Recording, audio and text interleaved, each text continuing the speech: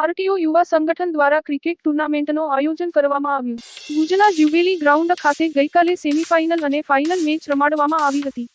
RTO યુવા સંગઠન દ્વારા કોરોનાની ગાઈડલાઈન મુજબ ક્રિકેટ ટુર્નામેન્ટ રમાડવામાં આવી હતી. શરૂઆતમાં માત્ર 2 ટીમો વચ્ચે મેચ રમાડવાનું આયોજન હતું, પરંતુ જોતજોતામાં આ ટુર્નામેન્ટમાં 12 જેટલી ટીમોએ ભાગ લીધો હતો. ત્યારે આયોજકોએ પણ દરેક ટીમો માટેનો અલગ અલગ ડ્રેસ કોડ નક્કી કરી અને સુનિયોજિત રીતે આયોજન પાર પાડ્યું હતું. 12 ટીમો વચ્ચે સામાન્ય મેચ રમાયા બાદ ગઈકાલે સેમીફાઇનલ અને ફાઇનલ મેચ રમાડવામાં આવી હતી.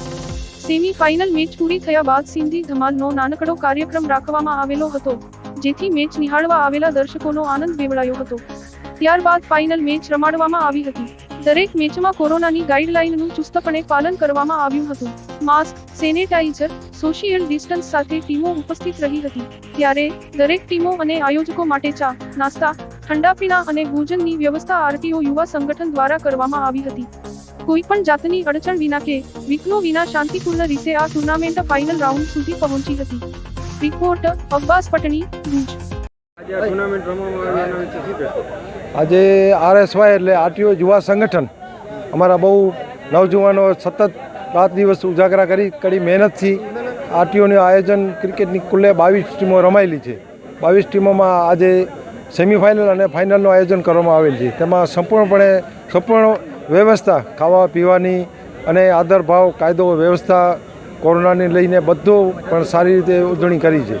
આજે અમને ખુશી એ થાય છે કે વાન પરિવાર, એમ પરિવાર અને આજે આ આરટીઓ પરિવાર અમારા રેડીમ પટ્ટીવાળા, ડ્રાઇવિંગ સ્કૂલવાળા, પીયુસીવાળા તમામ વાન પરિવારના આરટીઓ પરિવારના બધે અહીંયા ક્રિકેટ સાથે રમી અને એકબીજાને કોઈ પણ ભેદભાવ વગરનો, જેમ પોલીસ પ્રજાનો મિત્ર છે એમ હું કહું છું કે આરટીઓ પણ પ્રજાનો એક મિત્ર છે. સાથે રમતગમત કરી છે અને કોઈ પણ વાદ વિવાદ વગરનો એમને લાગે કે આરટીઓ પણ એક સરકારી અધિકારીઓ છે, પણ અધિકારીઓ અને આ વાન પરિવાર સાથે સંકળાયેલા તમામ સાથે મેચો રમી અને આ એક કોમી એકતાનો અને ભાઈચારાનો પણ ઉદ્દેશ અમે આપીએ છીએ. કુલે બધા તમામ અધિકારીઓ જેની ચેકપોસ્ટ ઉપર ડ્યુટી નથી અને ડ્યુટી જે સ્ટાફના માણસો છે તમામ અધિકારીઓનો સાથ સહકાર મળે છે. કોઈ અધિકારી એવો નથી કે આ ક્રિકેટ ટુર્નામેન્ટમાં ભાગ ન લીધો હોય અને સાથ સહકાર ના આપ્યો હોય. અને આ ક્રિકેટ ટુર્નામેન્ટનું આયોજન કરવામાં આવ્યું તો કેવી રીતે આયોજન કરવામાં? આપણે ક્રિકેટ ટુર્નામેન્ટનું આયોજન જે આપણો આરવાયએસ આરટીઓ યુવા સંગઠન જે અમારો જે ગ્રુપ છે એનો પહેલીવાર બધે જે ક્રિકેટ પ્રેમીઓએ કીધો કે આપણે ટુર્નામેન્ટનું આયોજન કરીએ. તો આપણે 1-2 ટીમનો વિચાર્યો હતો ક્રિકેટ ટુર્નામેન્ટ મેચ રમવાનો, પણ 12 ટીમો થઈ ગઈ અને પછી ધીમે ધીમે બધું વ્યવસ્થિત આગળ વધતો ગયો અને 12 ટીમોના બધે ડ્રેસ કોડ બધાને અલગ અલગ બનાવવામાં આવ્યા. તેમાં 6 તારીખના ઓપનિંગ હતી અને આજે ફાઇનલ છે. તો આજે ફાઇનલના પણ સેમીફાઇનલ અને ફાઇનલનો પ્રોગ્રામ રાખવામાં આવ્યો છે.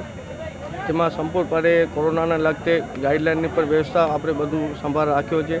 ખાવા પીવાની, ઠંડાની, કોલ્ડ્રિંક્સ અને બીજી પણ બહુ ફર્સ્ટ ક્લાસ આયોજન કરવામાં આવ્યો છે.